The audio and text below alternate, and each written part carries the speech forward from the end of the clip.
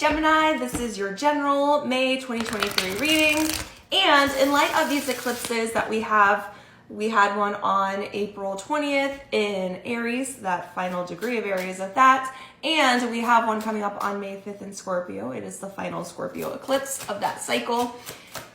There's a lot of energy about letting things go, presumably to let new things come in, but release is hard, it's challenging.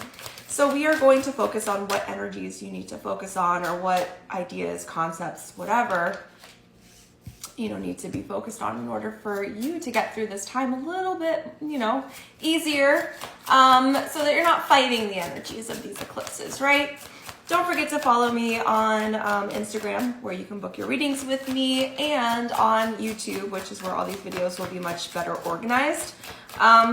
Eventually I might do other things over there, but it's just time. Time is a limited resource for sure. Using a cool deck today that's like half tarot, half oracle, so there's no minors. So stay tuned for that deck review on Friday. Give me a second to go look at your cards and I'll be right back.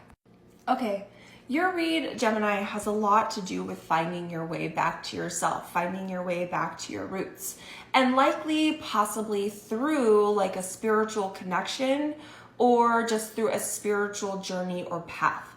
In the middle of your read, we have the tree, and this is a lot about that finding yourself back, or finding your way back to like your roots. Like, what did you enjoy doing as a child? Like, how did you perceive the world as a child, right? The other card that we have is the Labyrinth, and this is a lot about finding yourself back to like your inner core.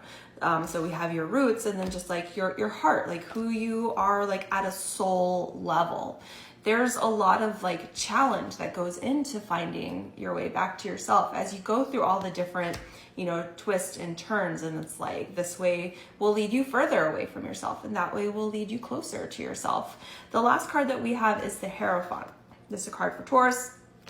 It's also about like, being indoctrinated into certain ways of life, ways of interacting with others, different communities or collectives. It's a lot about having a spiritual advisor. It's a lot about spirituality.